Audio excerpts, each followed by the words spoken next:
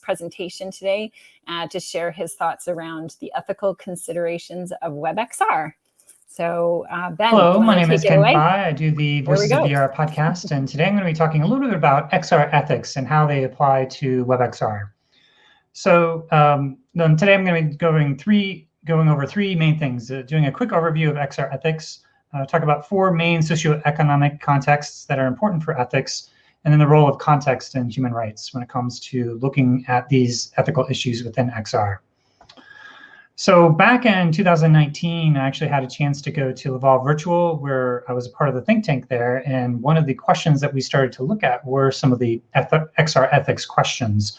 What we did is that we started to do a brainstorm of all the different types of ethical issues that we might start to see within XR. And we started to map them out and into different contextual domains. And at the beginning here, I'm just going to give you a little bit of a flavor of some of the different issues that come up within ethics within XR. I did a whole XR ethics manifesto in October of 2019, where I started to collate all the different types of questions that come up. I'm not going to be covering all of these here, but this is just to give you a little bit of a flavor of how there's many different contexts and lots of different questions that come up. But some of the big issues, just to give you a little bit of a flavor, are things around biometric data and what happens when we have the data as we go into XR. XR needs the data, but what happens to that data? What does that data reveal about ourselves, especially around our sense of ourselves, our identity, our psychographic profiling of ourselves? And like I said, a lot of this data is needed for XR, but what happens to that data? Another big issue I think is going to be coming up is ways in which that we're going to be spatially commodifying all of our attention, and to what degree is that distracting, or what kind of world are we creating in general? And so as we start to do kind of overlays and within augmented reality, these kind of scenes from hyperreality from Keiichi Matsuda. And then we have volumetric privacy. As you start to record different aspects within your home, then are you revealing your location, or are there certain aspects about your sense of your identity and your sense of self that are revealed by your surrounding environment, and what happens when those scans are being collected and what happens to that data? And then there's different aspects of who has the right to augment different spaces. There was the famous case of the Holocaust Museum where Pokemon Go was being played, and what degree do we have as individual citizens to be on private property? Do we have the right to augment or not? As augmented reality is gathering people together in these sort of emergent swarms, and what are the ethics around having those different types of gatherings that are not really being controlled by someone who may be owning that property? Motion sickness is obviously a huge issue within XR technologies, and so making sure that whatever experiences that we're creating are performant, which I think is probably a big issue when it comes to XR, making sure that they're comfortable for people who may be immersed within these XR technologies. Harassment is a big issue within social XR, and how do you do moderation and create safe online spaces and different codes of conduct and whatnot. And we have algorithmic bias, which is the ways in which that we create these virtual worlds and these algorithms that are modulating people's experiences. And then are there some of those algorithms that can bring undue harm to certain marginalized communities? The film Coded Bias really digs into this. And one last one I think is important, especially for WebXR, and it is just the concept of accessibility. What people may not be fully able-bodied, and so what are the ways in that we can create these immersive experiences that are not excluding people just because they don't have either the full use of their sight or their hearing, and how do we make these immersive technologies and immersive experiences more accessible? Now I'm going to go over four of the main socioeconomic contexts that I find really helpful when thinking about some of these different ethical issues. So Lawrence Lessig has his pathetic dot theory, which is sort of a model of socioeconomic control, where he's looking at four major areas where you can start to bring about change in collective society. That's either the cultural norms, the law, the market, or the technological architecture of the code. So any sufficiently difficult problem that you're dealing with within ethics are usually some combination of these four things that are really hard to wrap your mind around any one of them. But they're all connected within all of these different ethical issues. So Lessig's model kind of has them all as independent entities, kind of all independent, that you're able to address.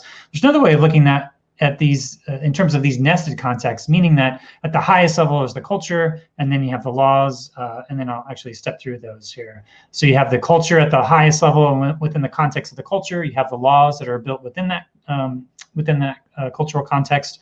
Then you have the economic context, and then you have the design guidelines, and then the user experience, and then from there you have the application code, operating system code, and then the hardware and technology.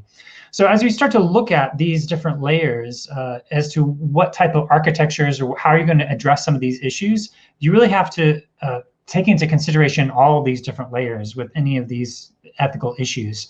And I think with XR, what's particularly interesting is that there's a lot of ways in which that there's alternative types of technological architectures that may be actually more privacy preserving than native code. However, it's worth noting that there's a lot of these different experiences that are still using the platform of some of these different technologies, like say Facebook's platform, that may be subjected to some of their existing issues. So I think even though WebXR has its own unique issues, there's still going to be common issues with all of the other XR technologies. So just as another way of looking at this same issue, you could see how there's going to be these higher level human rights principles. These are not often regulated by laws. These are kind of optional for people to, as kind of a guideline. But those human rights principles are informing the laws, and those laws are then dictating what XR companies can and cannot do. And I think the process of talking about XR ethics is trying to decide what are these different ethical principles that are going to be informed by human rights, that are going to inform the laws that are being created, and then also going to be driving what the XR companies are doing, but also what the third-party developers are doing and what kind of experiences they're doing, and making sure that the experiences they're creating are also taking into consideration all these ethical considerations. So just as a brief overview of some of, taking this concept and looking at the issue of privacy, privacy is really complicated in the sense that, we may need to have different aspects of our laws that are dictating what we can and cannot do for these XR companies. And then there's human rights principles that are informing that. And then also these ethical design principles around how to make sure that how you dealing with that data, making sure that you're not using it in a way that's going to be, above and beyond what people expect when you have access to some of this data. But I think the thing we're noting here is that a lot of these different ethical issues are also, as you use these technologies, you sign the privacy policy and the terms of service. That means as an end user that you are kind of foregoing other maybe rights to privacy because you're entering into these contractual obligations with these companies in order to use the technology itself. So again, as we think about these ethical issues, I think it's important to think about it in terms of the cultural laws and economy and how all these different things are interacting and playing with each other. Sometimes when it comes to privacy, we actually may need new privacy laws, which is kind of limited what you can do with just say only doing a technological architecture solution there. So the last section here is I just wanted to give a little bit more context in terms of how the role of context and human rights is really informing these broader ethical discussions. And as we move forward, what are some strategies to start to think about, how do you manage these different trade-offs? So contextual integrity is a model of privacy that I think is really important, but Hill and Niesenbaum is really talking about how there's a certain context that we're using these technology, and within those contexts we have normative standards about what's appropriate, what's not appropriate. And I think you can take this principle from privacy, but also expand it out to other ethical issues as well. So mapping out all these different domains of human experience and seeing what those different ethical issues are.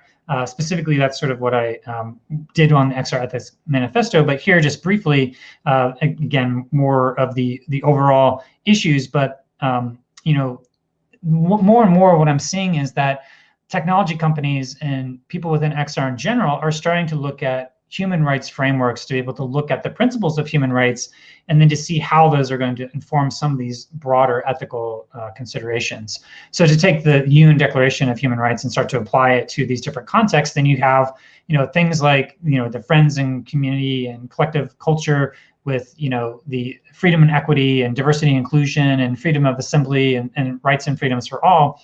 There's also other aspects in terms of your rights to home and private property, and different aspects are going to be private there. But there's other aspects here in terms of the degree to which you're interfacing with the government, or the degree to which that you're, have access to fair rights to trial. That's a big one in human rights, is having rights to due process. And so as these tech companies become more and more like governments, then what kind of rights do we have in terms of, if we get suspended or banned, then all of a sudden, because that's a private company that we're in a relationship with, then you basically have no rights to due process to be able to have any sort of appeal or make sure that, whatever evidence they may have against you for terms of service violation, that you essentially no longer become a citizen of the metaverse if they can sort of take away all those different aspects of your identity. So identity is also a huge part of that as well, and self-sovereign identity. But this is just this approach that I see as a trend in looking at these human rights as a principle, to then see, okay, as these immersive technologies become more and more like us being within actual reality, then how can we be informed by some of these human rights principles?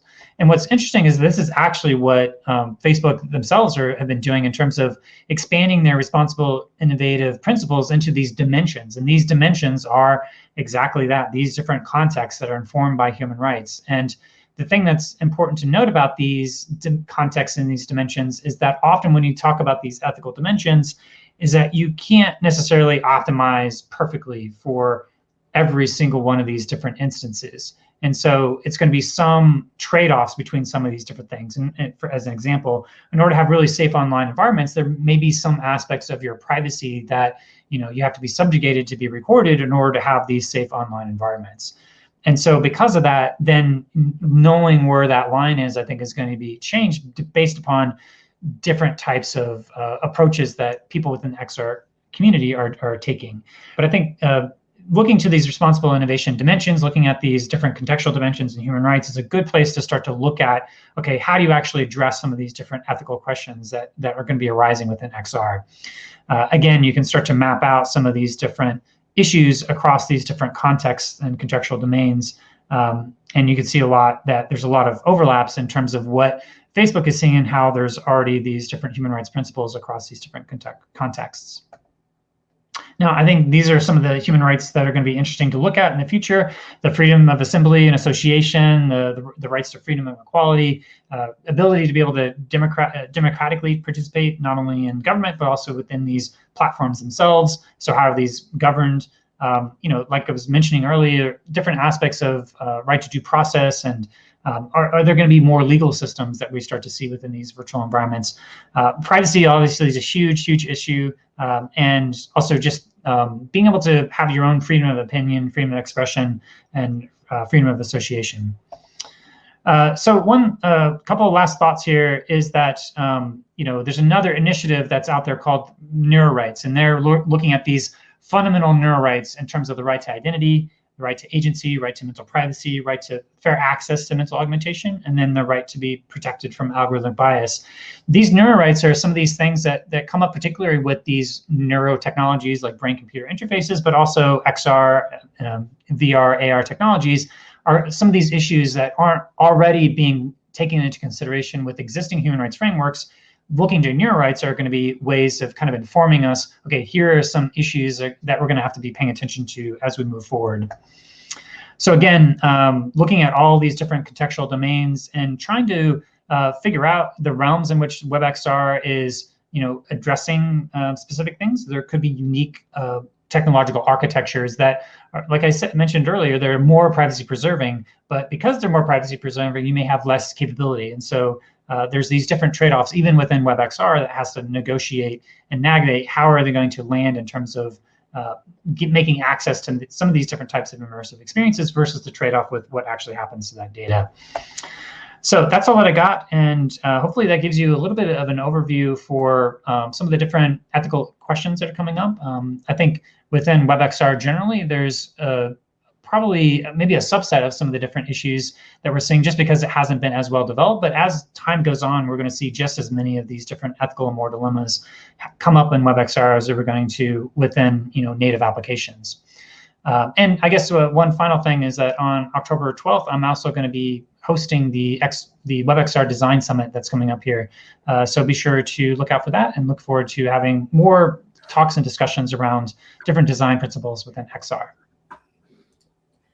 Well, thank you, Virtual Kent Bai, who can't hear me.